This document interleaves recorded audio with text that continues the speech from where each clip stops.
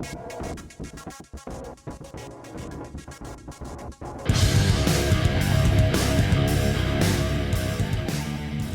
again, viewers and listeners. Welcome to the Product Uncensored show. My name is Colin, and I'm the host of this show.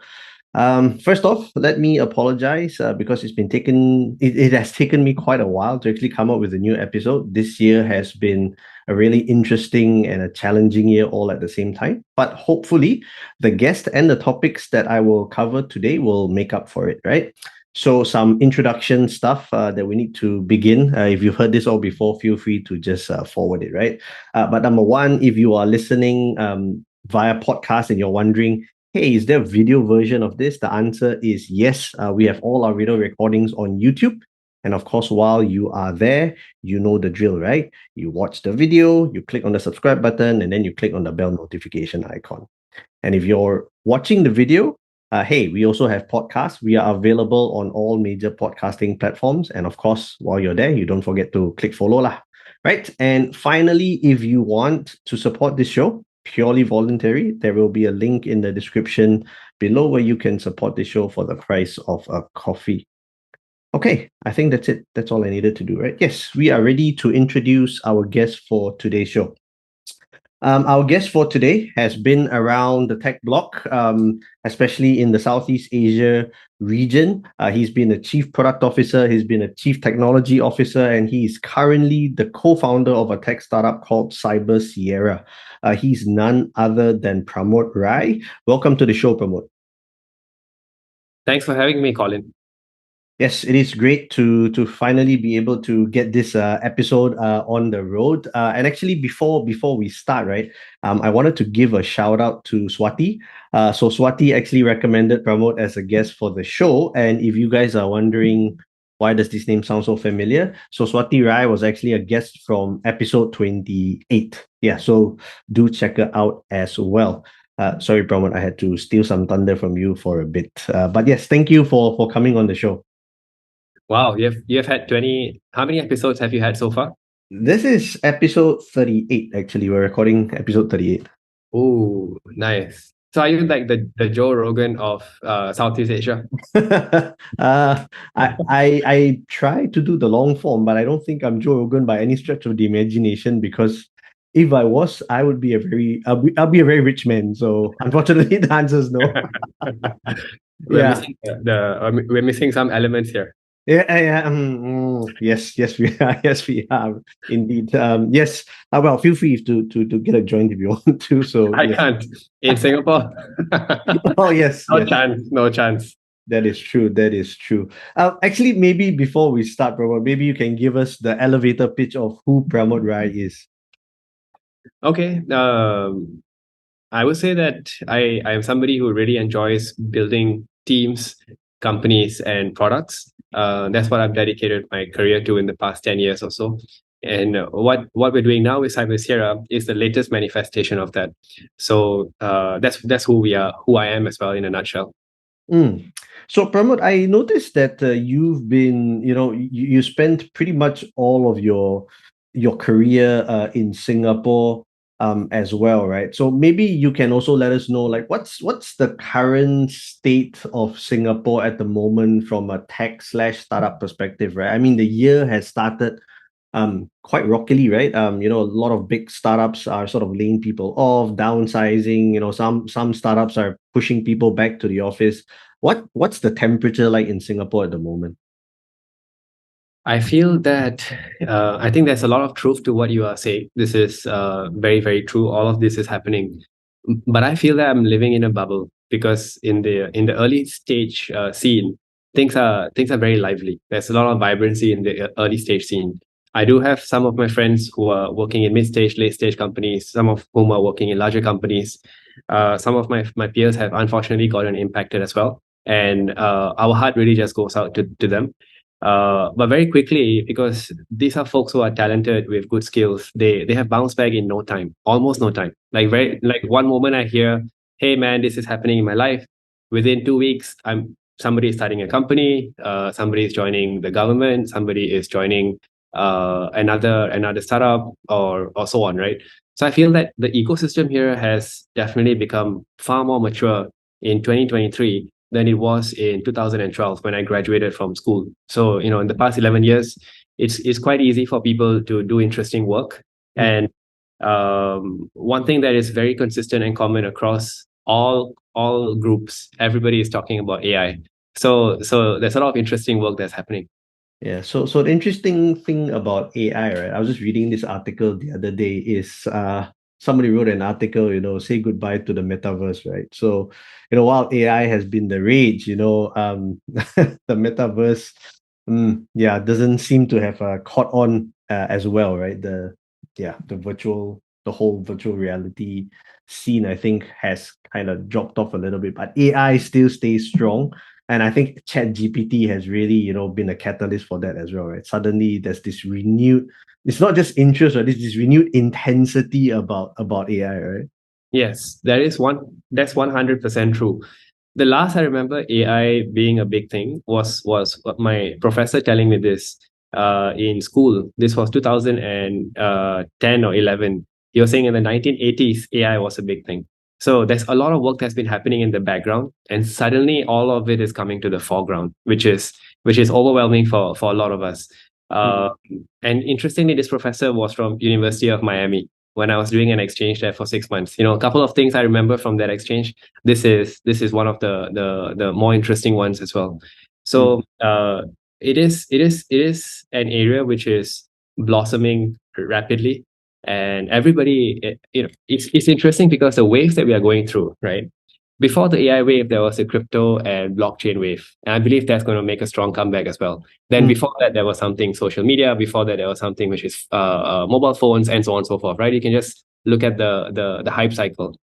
A Yep. lot of folks today, even the younger folks, all the way up to the more senior folks, they are far more careful about fluff in AI. So very quickly, everybody is trying to see what's the value in this and how can I use this, as opposed to hyping it up and saying, "Hey, I'm building this and that," and so on and so forth, right? So I think it's quite healthy what is happening, and it's also quite beautiful because of the way the OpenAI folks released it to the public. Suddenly you have 100 million users, and then they gave access to everyone. Everyone can play with it. This morning is the first time where I received dev access. I think they have been at least making it a little bit staggered in terms of who they give access to. So I'm personally quite excited to play with the developer access tools now, and develop some plugins on my side. Nice, nice. Okay, we will definitely get into the area of AI and cybersecurity, right? Because that's pretty much Cyber Sierra does. So we'll keep that for a while now, so we don't spoil it with too much of a spoiler. But yes, I think let's sort of start with your journey into the tech scene, or rather more specifically, how you actually became or went into product management, because that's always the part that I'm excited about, right? So I believe you moved from, when in funding societies, right? You moved from the head of product engineering to becoming the chief product officer. Um, how was that for you? Because you have a developer background, so I guess there's a twofold question. So yeah, let me ask the first one and then the second one. How did you make that transition from thinking as a developer, or thinking from a technology perspective first, to being, thinking about it as a product, and then secondly, then moving into this product leadership role? Hmm. So the seed of interest in product started even before funding societies. It was thanks to Google actually. There's this lady whose name is Marissa Mayer. I believe everybody knows who she is. She The younger ones may not, the younger ones may not. There was this associate product manager program that started out at Google, and it was around the time I was graduating. And Google, all of these folks were not really heavily present in Singapore yet, so our access to opportunities was not yet so much back then. But it was an idea that I read about online, and I felt that is so interesting because the way they were pitching it, right? They were saying that you are able to work and build products which will impact the lives of millions of people. And when I read that to me felt like it resonated so deeply with me. It felt that it's something which can become my life's work, right? Mm. As a developer, we can build products that impact a lot of people, and then as product managers, we can work with different stakeholder groups to launch products and scale them and grow them, and really can be very fulfilling, very rewarding in all sense of the word, right?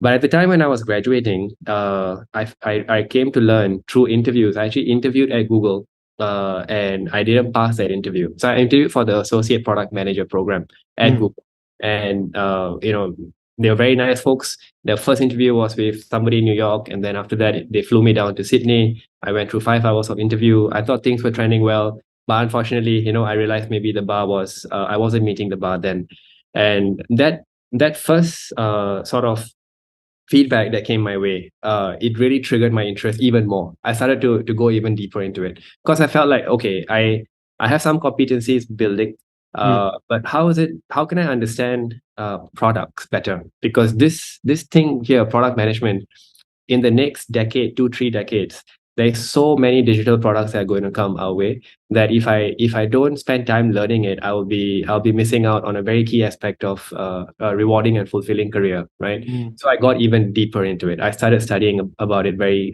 carefully, or whatever I could get my hands on. The standard books that you can think about, the blogs, friends who are working in the big four tech companies. I started to really learn and understand it.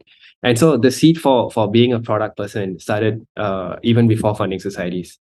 And Mm. funding societies was an interesting journey. We when we started, this was I was employee number 11, and it was a time when the fintech boom was about to take off. And so we were studying folks from across the world. Lending is a business that has been around for uh, decades, if not centuries.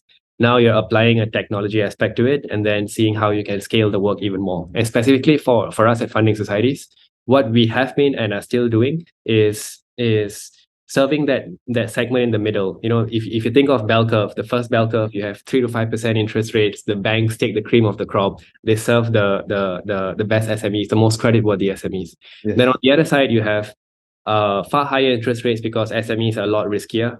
They may be younger profiles, or they may not have adequate data. They may not be as creditworthy in the eyes of banks, right? Then you have this big gap in the middle, and we were studying other players who were trying to solve it. Folks in China, there were 1,500 of these platforms. Folks in the UK, folks in US, and we're putting together our ideas on how we can do it here in Asia Pacific, right? So it was a Mm. very interesting time, and it also tied in closely to what I was learning. So at the background, I was reading up and sharing with the founders whatever I could find. And the founders here, Kelvin and Reynolds, they very helpfully connected me to some people as well. So we had downloads, we started learning and started building our idea of how we're going to start, how we're going to evolve, and so on and so forth. Mm. Quite a bit of that has played out, and I think Funding Societies has grown into a very nice company. So it is at that point where the transition became clear that, hey, it's time to do it this way. I see. So what were, maybe if you can give us an example of like what were a few things that you really had to either change or adapt in order to be better at that role, right? Because I know that interest started a lot earlier. You applied for the APM role at Google, but you were still serving in your, or sort of operating in your capacity of the head of engineering. And then in funding societies, when you made that change, right? Were there paradigm shifts that needed to happen? Were there practices that needed to change? Was there focus that needed to be, clarified a little bit more? What happened? Okay, so one quick clarification. My role started as head of product engineering. So, yes, Okay. so that's one thing to note. Yeah, yeah. Now, there is complex. There are a couple of things that came together. One is obviously you do the reading, you understand, you start analyzing products. The standard product question is, what's the favorite digital product? How would you improve it? You start having frameworks around that. Those things were in the brain already, right? Right. So it really helped to recruit when we were hiring people into the team in different ways. Mm. Some of the biggest changes that needed to be made was making sure that we continue to adapt as we are growing, right? Because it's really true that you're drinking from the fire hose once the growth starts. In the early days, the growth wasn't yet there. It was patchy. We were figuring out how to grow, right?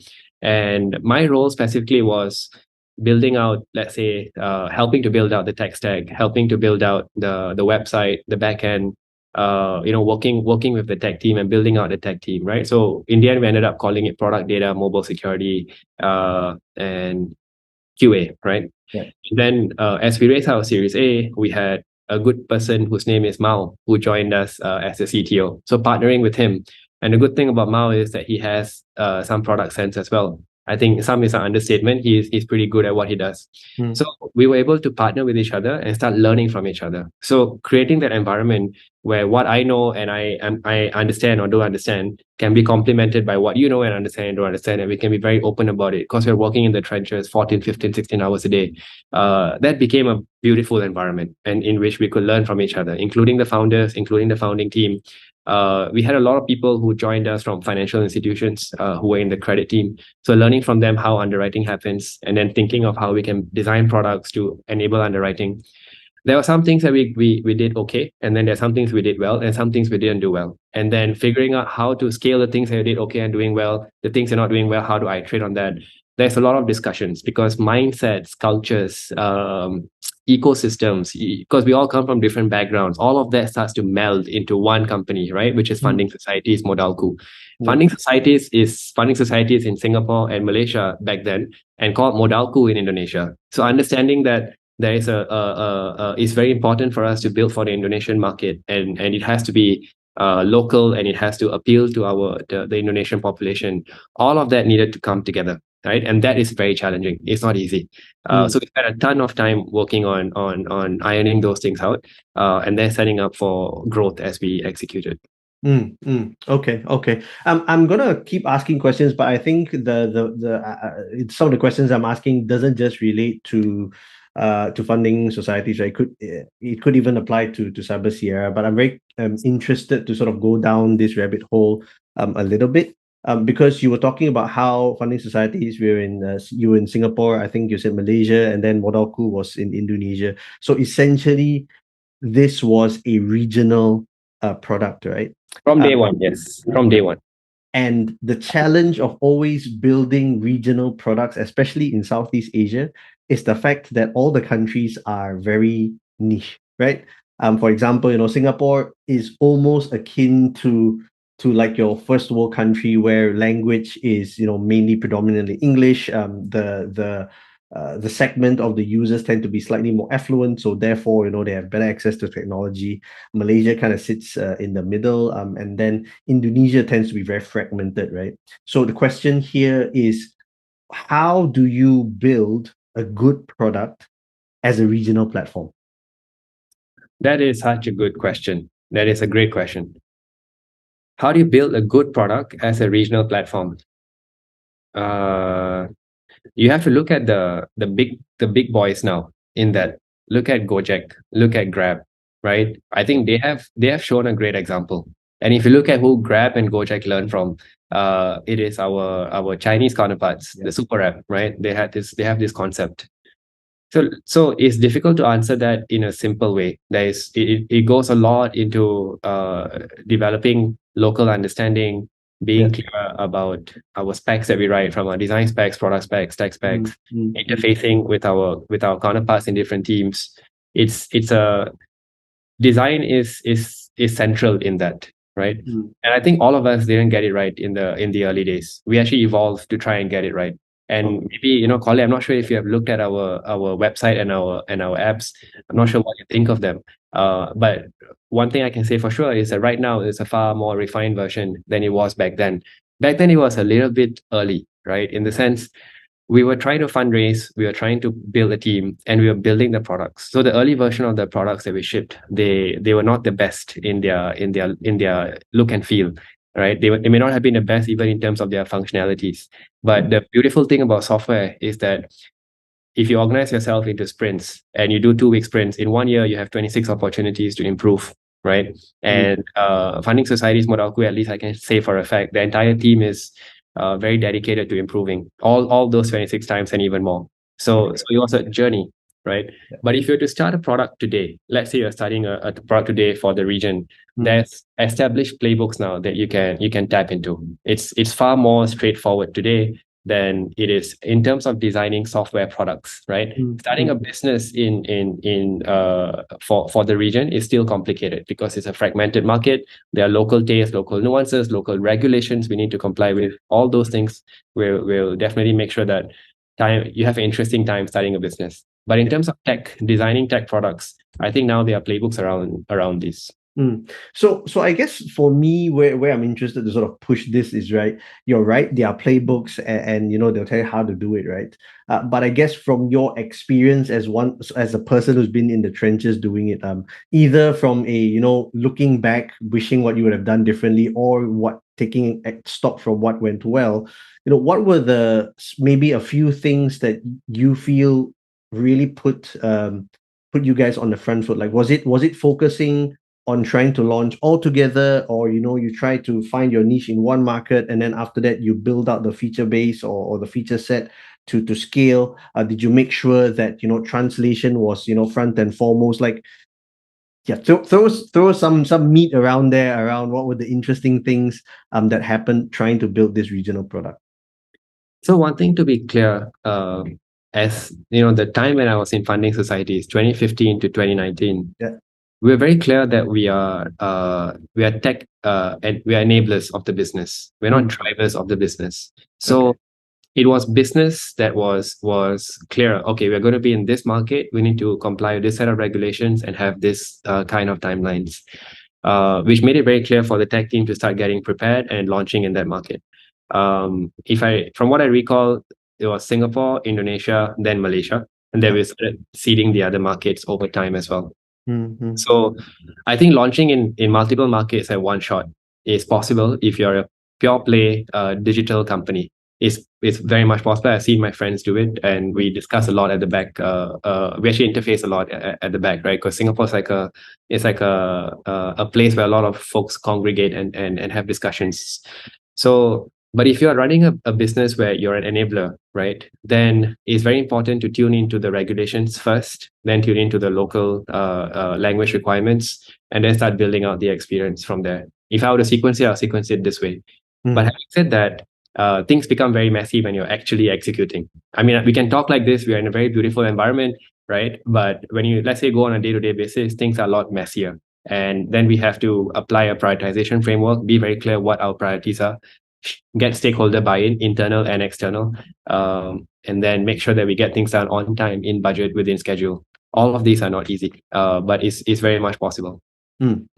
So yes, so then you've actually prefaced the next question I wanted to ask. Sorry, the building up of regional products is very interesting for me, especially in the Southeast Asia region, because, like, as I'm mentioning, right, the countries in South Asia seem very different, very fragmented. So it's always this. Yeah, I'm just interested to know more, right? So Yes. so moving along that as well, right? One of the key challenges as well, like you said, right, building this regional product. So how did you make it work in terms of driving alignment between the different countries, right? Because it could be the different models, right? So the common model is you build for one code base, and then you sort of make sure that it works in the different markets. You have toggles, etc., things like that. Some decide to go down a path of one code base for each market, and therefore, you can really localize it, right? Curious to know, what is your take on what would be the best way to do that, or what worked or what didn't work? So the key thing that comes to my mind is these two words, which is data residency. And regulators are very, how do I say, they're very careful around this. They want to make sure that local citizen data resides within the market, right? And that's a key requirement. So when we first started out, we were thinking one common code base, and serving multiple markets, right? So we started architecting and building out this way. But very quickly, we learned that Indonesia regulators, OJK, wants to make sure that local data remains local, right? And then you have Malaysia, and then you have Singapore. So we have to design around that, right? But if you think about front end, the experience is actually quite similar on the front end side. You get it done on one side, and then you customize it for the rest of the markets. Now you can actually see it across multiple markets as well. So where we can, we leverage, we abstract, and we make it such that we can apply the same thing across multiple markets, which is your features, your flows, your critical paths, even possibly the code base, because features are the code base will drive the code you write will drive those features, right? So the backend, as much as possible, will be aggregated, right? And then we design and architect it in such a way that it's highly available, reliable, resilient, is secure, and so on and so forth.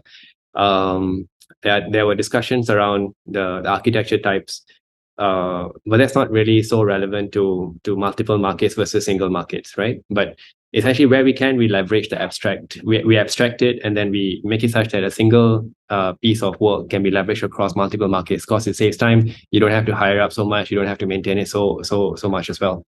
But then there are definitely some redundancies that you have to create because they are regulatory requirements. So we are very mindful of that. We Okay. were very mindful of that. I'm just very careful to say because it's been now it's 2023. I left in 2019, so it's been 4 years. I still feel like I'm part of the team because we spent the first 4 years, a crucial, very, very, very, even now it's crucial. Back then, one of the key aspects of the business growing it. So I very much love the team and support the team, and I feel part of it. But it has actually been 4 years that I've left funding societies. Understood. Yeah. So like I said, I'm not asking for the current state. I'm always keen to understand what the experience was like when you were there. But I think good caveat there, right? So I guess then moving on, right?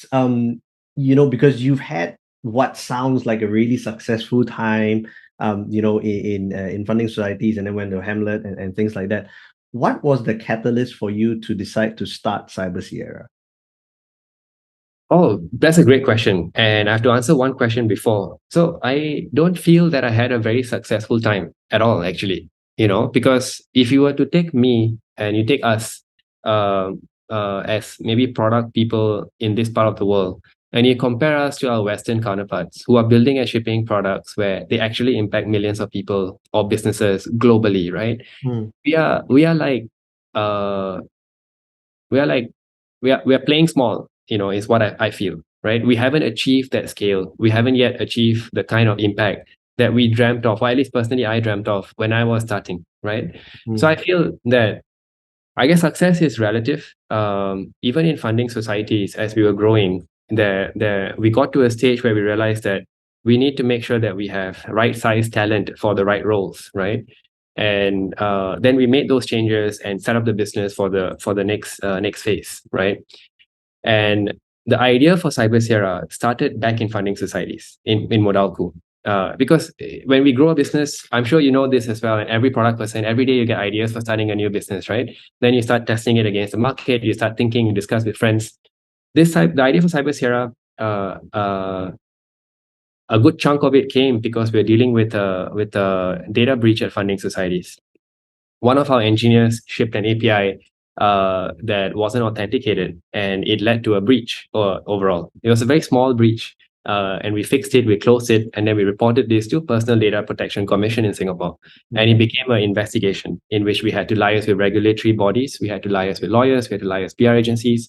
And then I realized that, hey, if we have to spend so much energy and time and we try to keep at the edge of our craft, right, then what about the rest? What about the rest? And we realized that if you probe the endpoints of other businesses, it's quite easy for them to get breached as well. So if you look at CRM, if you look at MongoDB, standard ports, open API endpoints, it's quite easy to get data. And everyone is going on this crazy, if we take a step back, that everyone's going on this crazy, fast digitization journey, right? And you have this thing in the industry, which this view formed at funding societies, which I'm sharing with you, together with my co-founder. And my co-founder's name is Shubhajit Mandal. He spent a decade in the industry building products as well as understanding insurance as well. So he brings when we're dealing with the breach, after everything was closed out, we had a discussion around this, and he was saying, hey, there's potentially some good work to be done here.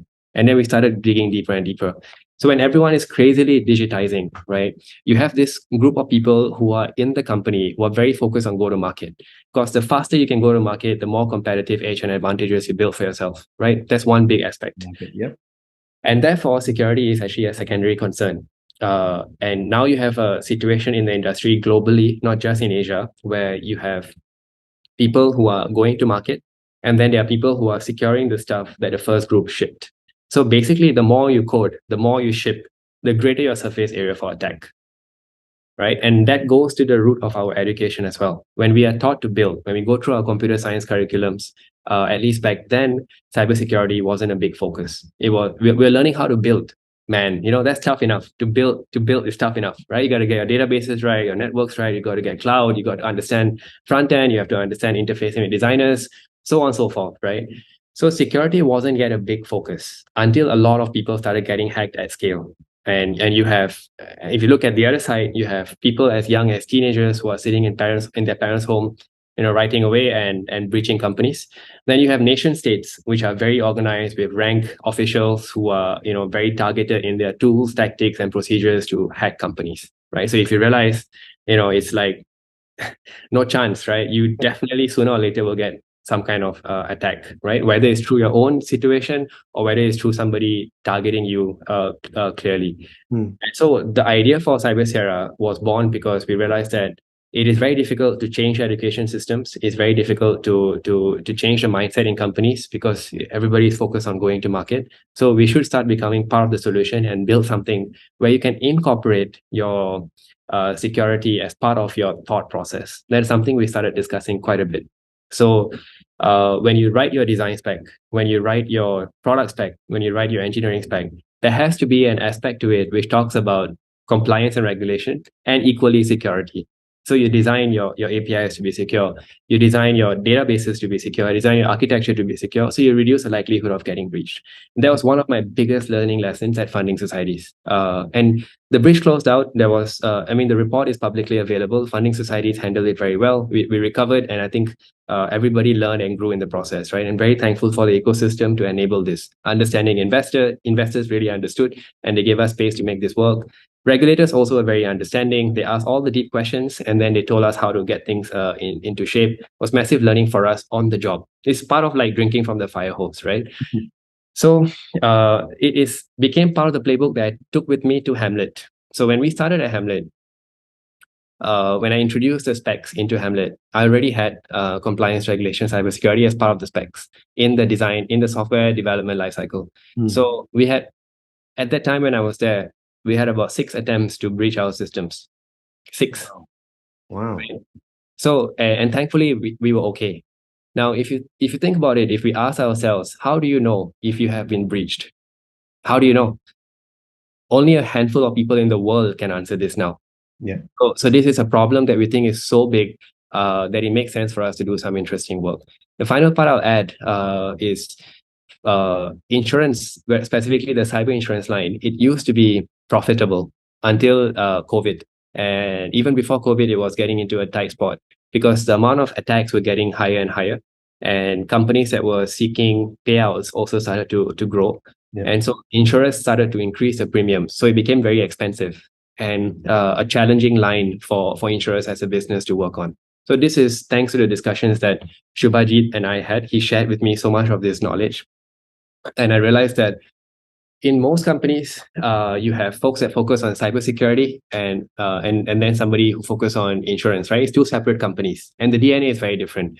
Software, cybersecurity companies move at a certain speed, certain scale. They think in a different way. Insurers move at a certain speed, certain scale. They think in a different way. And normally, this tend to be partnerships between companies, right?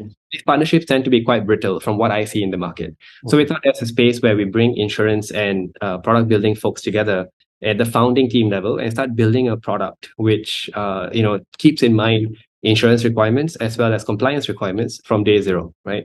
So that's where Cyber Sierra came about. Okay. Thank you for that. That's just super interesting. And I was really very intrigued by how that there was almost like a direct line in terms of your experience in funding societies all the way to Cyber Sierra. I wanted to pick on something that you mentioned, which was actually a point that I thought was worth sort of chewing on a little bit more. Is you mentioned 2 things, right? One is the fact that when companies are building, and I think tech companies and startups are probably the biggest culprits of this, right? We're always building to go to market fast. And security is, security regulations are always like second, right? I mean, not wanting to badmouth anyone here, but Uber at that time, when they had their CEO who always boasted about breaking laws and things like that, is one example that comes to mind.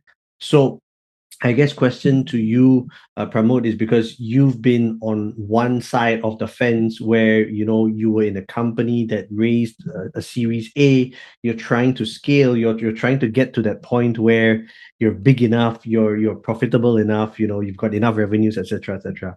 And on the other hand, as well, security is something that is now becoming more and more critical, right? A breach can cost you a lot in terms of money, but it kills you in terms of reputation, right? The potential is there anyway.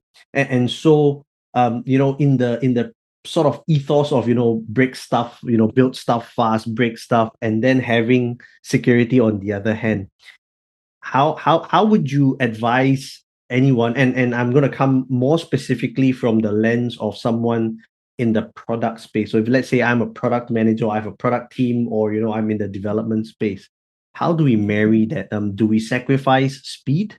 Yeah, what do we do? Okay, such a good question. I would try and answer this by taking a short detour and then coming to this question. Sure. Let's try that. No? If you look at social media, right? We started from from the time when we had MySpace. You remember? Yes. Right. Then Facebook came along and took the world by storm. Move fast, break things was a mantra at Facebook. Exactly. And now, if you fast forward 10 years later, you look at all the problems that are there, where you have at scale people trying to interfere with elections. You have all kinds of issues that are going on, right? And someone is pointing the arrow at this social scientist who made the product so addictive that you are scrolling and scrolling and scrolling and scrolling, right? Yeah. But when I look at this, right, I don't actually blame the social scientists. I don't actually blame Facebook as well. If you're at Facebook and you're building a product that needs to be so good that billions of people want to use it, you have to have an edge, right? Yeah. So then you're applying the best of what you know to get people to come to your platform, to stay on your platform, to come back to your platform. And then there are all these unintended consequences that happen. If we go back in time, we'll still do the same thing. What will we change? We would basically incorporate thinking around these unintended consequences. Maybe we would have fact checkers early on. Maybe we will make sure we build controls that allow people to use the product in a way that is more effective. This is benefit of hindsight knowledge. So I don't blame any of these social scientists. I think they built a fantastic product. Now we're dealing with unintended consequences. We have to solve the problem of the current times. And the way we solve it now, will create new problems in the future as well. It's difficult to solve something conclusively, right? I feel the same is there with cybersecurity as well as product building. If we are starting a company, we really need to grow. If we don't grow, we die. That's just how it is, early stage. The benchmarks are very clear. You raise a small amount of money, you have to put a team together, you have to build a product. That product has to be good, such that users like it. And you have to also beat competition to grow, right? And in the early days, specifically from our experience, we were not the first in the market to launch a fintech platform. So even more speed becomes important, right? Now, in that environment, what can we do with cybersecurity, which is important? Now we have this benefit of hindsight. We can see what's playing out at scale. Part of it I mentioned earlier, where we incorporate compliance, legal, security requirements into our thought process. So we really truly shift left in the deep life cycle, right? You use the tools in the early stage such that you build in a way that is secure, right? Incorporate zero trust concepts. Start making sure that across the org we are thinking about it. But at a bigger level, what I'm hinting at is we can't just operate in an environment where there are penalties. If a breach happens, you'll get fined. If a breach happens, you'll get into a tight spot. Even in the case of Uber, right? If something happens, now people are saying in the industry, this is a trigger event where people will start taking security seriously. But I think we should think differently. We have to bake cybersecurity as part of the incentives of executives. We all work based on carrot and sticks. Yes. I feel that a lot of sticks, we need more carrot. So if, let's say, you have executives who are incentivized to think about security, right? For example, just out there, it might sound crazy, but let's say bonuses are tied to, did you ship a product that is secure? It's a very, very high level stuff, right? But right now, bonuses are tied to, did you ship a product in time, on budget, within schedule? Do you get X number of users? It includes security as part of the incentives. Then it'll be like, okay, now this is impacting me personally as an executive at the board level, at the management level, at the head of product level. then I think we will suddenly have more, not suddenly, but gradually, but quickly, we'll have a lot of good products that are out there in the market which are secure by design. Yeah, I like that idea, incentivizing security as a thought process. And just one thing, Colin, I want to share with you. Sure. I want to give credit to the person who shared this with me. His name is Charles Gilman, and he is a CISO who is based out of Australia. We were having a discussion, and he planted this thought in my brain, and I was like, "Yeah, you're right." So I just want to give credit for this specific part, the incentives part. Okay, thank you so much for that. And I think it has been a very enlightening moment. Like when you said, incentivizing, less sticks, more carrots. So again, sorry, I'm just I feel like I need to press this button a little bit more, right? So coming back to the idea that, again, if you are early stage, perhaps even mid stage startup, you're still going to need that drive to grow. How would we best mitigate this?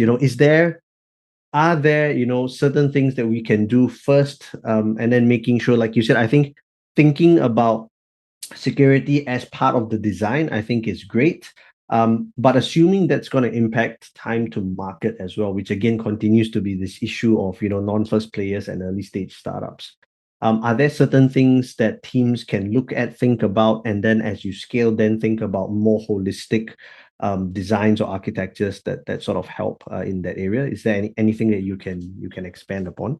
Do you refer to immediate solutions, immediate fixes, or long-term fixes? Yeah, I'm guessing, like, how do we drive the balance between both actually, right? Because one is, obviously prevention is better than cure, but at the same time, when, sometimes in order to win the race, you got to be a bit reckless, right? I mean, don't want to say it that badly. Yeah, you can take risks sometimes, right? Yes. Yeah. So Yeah. that's where I'm coming from. No, I understand. So short term and long term. The short term part is be prepared. Assume that you're going to get breached. Now imagine someone is in your house, right? You leave your home. Some intruder comes in and he finds nothing. Or he finds a lock, but he can't break the lock. And he can't remove the whole what's it called? Is it a treasure box? I forgot. Safe. The safe, yes. Sorry.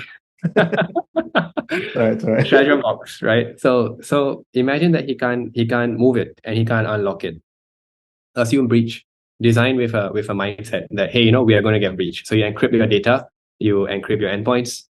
If somebody gets access, then you have BCP policies, business continuity policies, where you can roll back without having to pay ransomware. Design in its way, right? So if somebody hacks your system and says, I've encrypted your database, give me money, right? That's a very risky thing, because at that point of time, it's customer data, your business interruption. It's too late to do much. You pay money, they might know that you're a soft target. You don't pay money, they might go deeper and hurt you, right? So it's a question of what should you do there. But what if you have a BCP policy where all of it is encrypted anyway, and only you know how to unencrypt it, and you can roll back and continue your business. At least your business doesn't get interrupted, right? So that thinking needs to flow for immediate times. Yeah.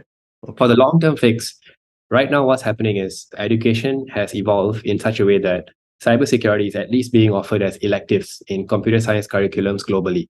Part of that needs to be offered as mandatory. Make it a prerequisite to learn cybersecurity in your journey as a builder. It will benefit everyone, from developers to designers to product managers, to policymakers and so on.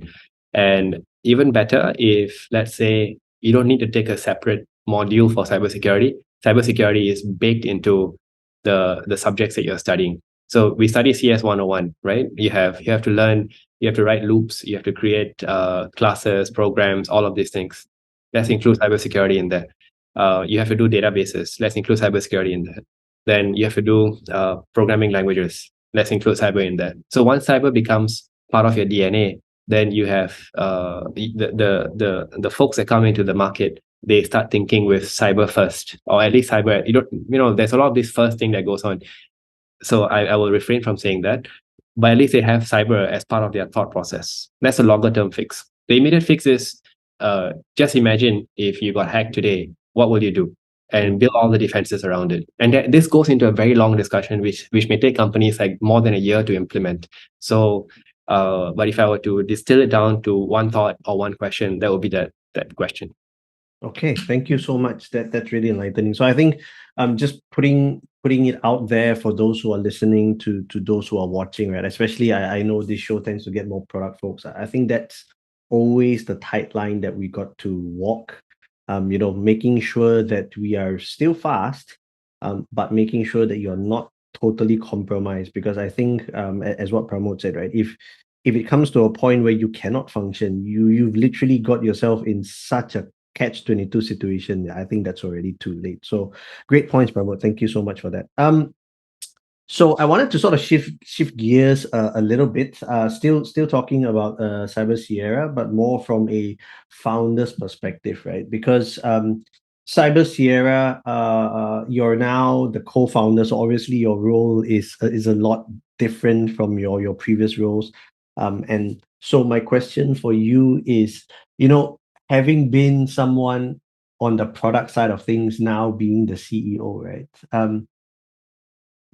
What would you tell yourself as that product guy all those years ago? Like, would you have done certain things different, or would you have told yourself different? Because I'll give you the context to this, right? A lot of conversations that I have, some people actually reach out to me and then we chat, there's always this constant tension between the product vision and the founder's vision, right? And don't always align.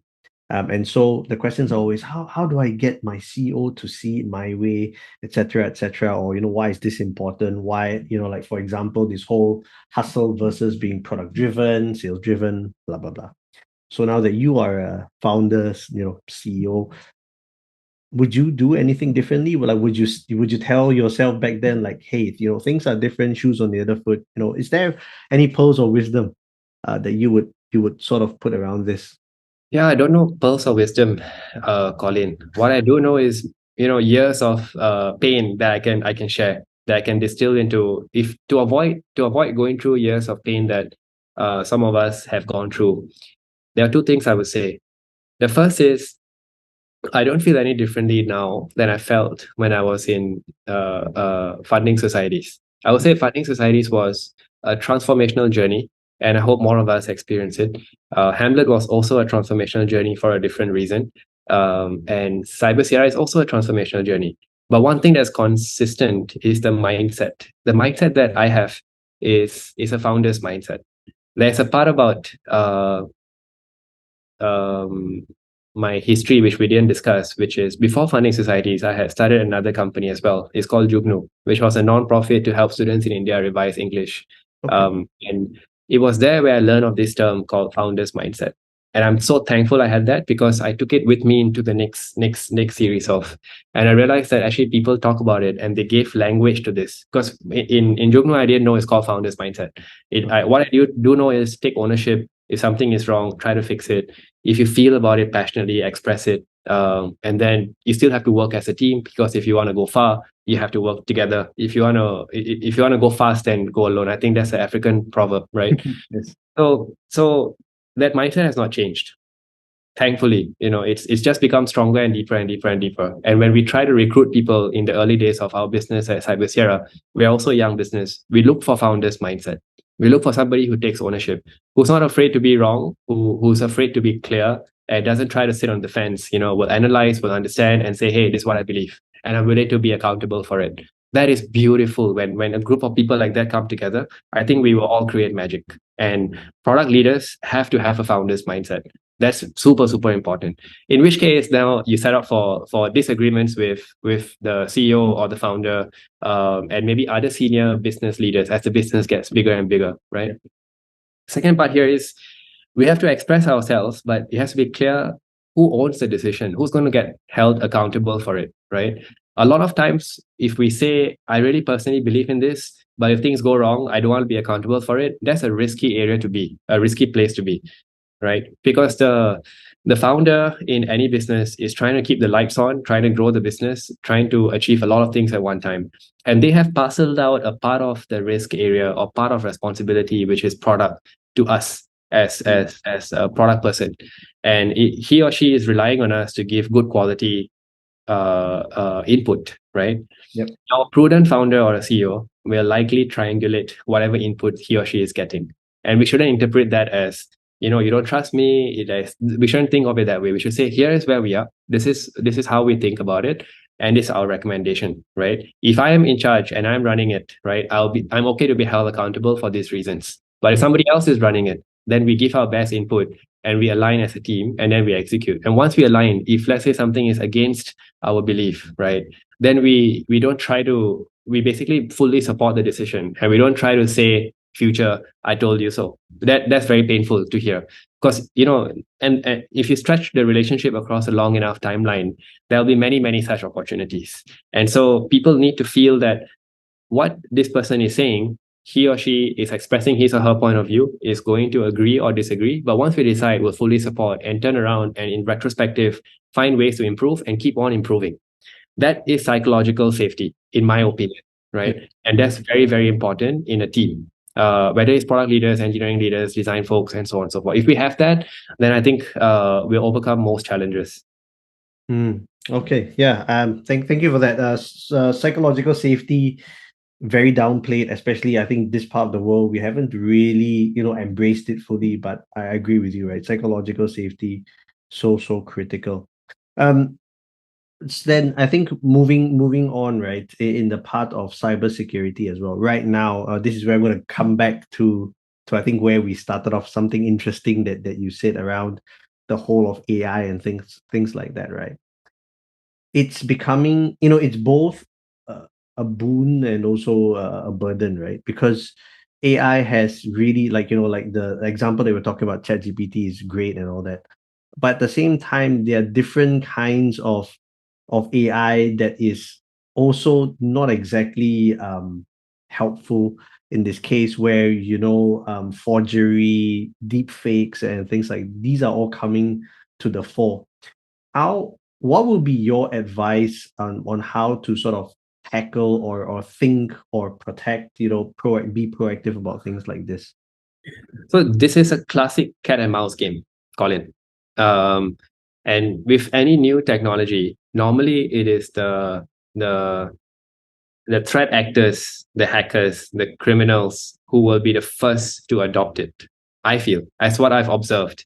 With the internet, this was the case. With crypto, it was the case. Money laundering, right? Yes. And now I see this with AI as well. So when I see everybody saying this can be used for bad at scale, right? But then there's a whole large segment of us that is thinking of how to do good at scale. Technology, right? Use it to do bad or do good. Yeah, That's agnostic. Yeah. exactly. So it is now suddenly upon us as a responsibility to build in a way that is responsible. Right? And we can do it as humanity. It's such a very big statement I'm going to make, but as humanity, we have done this multiple times. So there's this fear that AI will get incorporated into one of those Boston Dynamics dogs or humanoid robots, and they'll come and take over us, and so on and so forth. Right? I think that is possible. I really do believe that's possible. I don't even know what timeline. Maybe in the next 5 years, next 10 years. But then equally, there's a large segment of the population that wants to get things right, and they will do their best. They will die on their sword to do their best to make sure that AI is serving humanity and not the other way around, right? So I'm very optimistic about these things. By nature, I'm such. If I see a piece of technology, I start thinking, how can I use it to do good? And if I see somebody abusing it, then I start thinking of how to design in such a way that this abuse becomes lesser, right? And I believe this mindset will scale globally. People will organize around these things where they say, okay, now AI is used to generate deepfakes.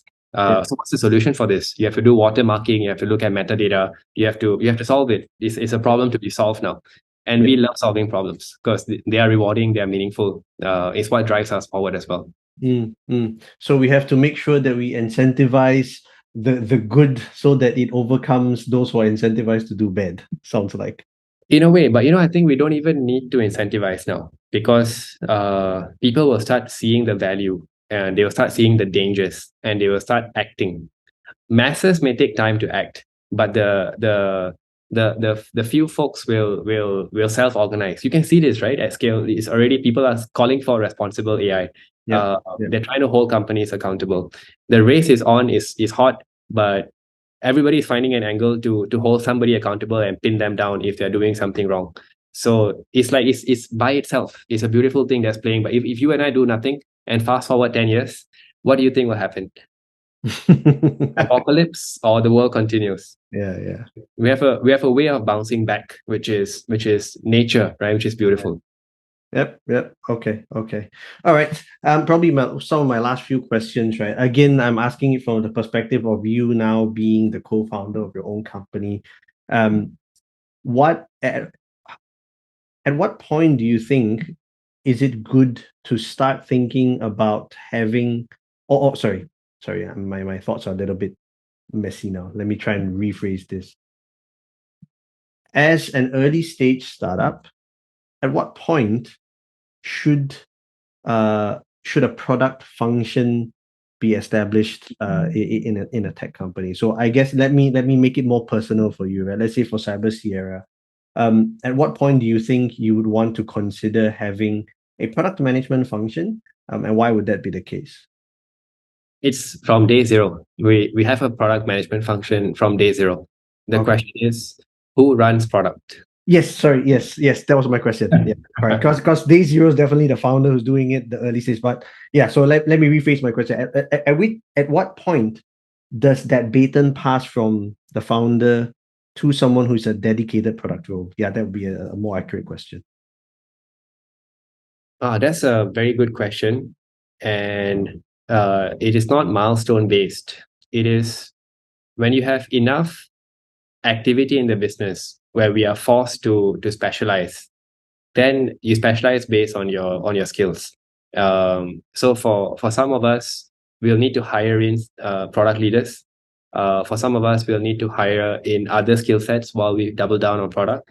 It depends on your interests, your skills, what the business needs, and it's a discussion to be had in the with your fellow co-founder as well as the early team members, the founding team members. Because in the early days, actually, everyone is contributing to product. Somebody is helping to decide, but everyone is contributing to product.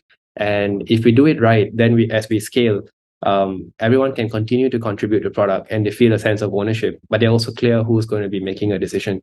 That's what I would say. It's actually very dependent on the skill set that is in the business. Yeah, and so then extending this question a little bit more as well, right? So this is this hypothesis that I have. I've seen it play out, but always good to sort of bounce this off as someone who is actually the co-founder, right? The needs of an early stage startup versus the needs of either mid stage or even late stage or even at an enterprise level is very different, right? You have different skill sets. What are the key skill sets if you are going to be the first product hire in an early stage startup? What would you be looking for? The ability, and I'm very specific about this, the ability to go from 0 to 1 and 1 to 10, at least, right? That goes into your understanding of the market, the space, the players, the ecosystem, and then distilling that into building a set of features, doubling down on some features, cutting the others, and making the product move in a direction where it becomes useful to society and embedded into society, right? People pay because they feel there's value. That is actually a very fundamental thing, right? So being able to drive value at the early stage, and the early stage is all about going from 0 to 1. In fact, the whole business is trying to go from 0 to 1, 1 to n. Like a smart product person or a sharp product person or an experienced product person would get that intuitively and turn up and say, hey, this is how I think we can get it done in a way which inspires trust, which makes people feel like there is this person, likely knows. Of course, there are the hygiene factors. Can you write a spec? Can you organize a team? Are you a person that people like to work with? Those are hygiene factors. Can you answer basic questions? But when you start to think about the decision to hire and give a big responsibility, because you're going from 0 to 1, or you're going from 0 to die, right? Death. That's the truth. It is. I mean, just the way that you put it sounded so matter of factly. I couldn't help but laugh. It is true. It is true, right? We take such big risk with our careers and our lives to do something that we feel is meaningful, and we try to prepare, we try to do everything. But at the end of the day, it actually boils down to this: Are you building something that people want? Mm. Right. So a good product person would have good answers for that, and it's not those textbook or corporate answers. It's actually a proper answer, and you can tell through the interview, through conversations, if somebody is taking it or if somebody is genuine about it. Yeah. Okay. Okay. So last question for me, right? When you're thinking about it in that sense, right? Do you think that an early stage product person needs to be an executor or a visionary? Or is that, that doesn't really matter as long as that person can do the job? Man, the early stage person, in all honesty, needs to be a bit of everything. Hmm. Yeah, but always very good at executing. That's if we can talk but cannot execute, we will also get in trouble. If we can execute but cannot talk, people won't buy into your work. Then also you get into trouble. So it's difficult to be good at everything, but you are likely good at something more than the others. But you just have that knowledge that, hey, I'm good at this, and this is an area I need help. So I'm happy to work with somebody on it, right? Or if I'm good at this, but somebody is far better than me at this, then I'm happy to learn. That self-awareness is super important. This is like at every stage of the business, right? But we need to be good at a few things when we start, when we work together. Okay. Thank you so much, Pramodh. And thank you for entertaining all these crazy rabbit hole type questions.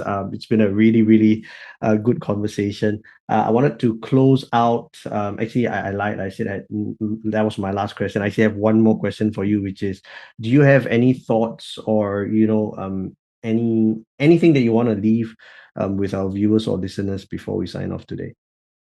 Yes, I just want to say I'm thankful for the work that you are doing, Colin, because product community within Asia, Southeast Asia, is still young, and we truly benefit from getting together and learning from one another in an honest and authentic way. I can feel it, the way you ask questions, the way you dive deep, the way you press the different areas.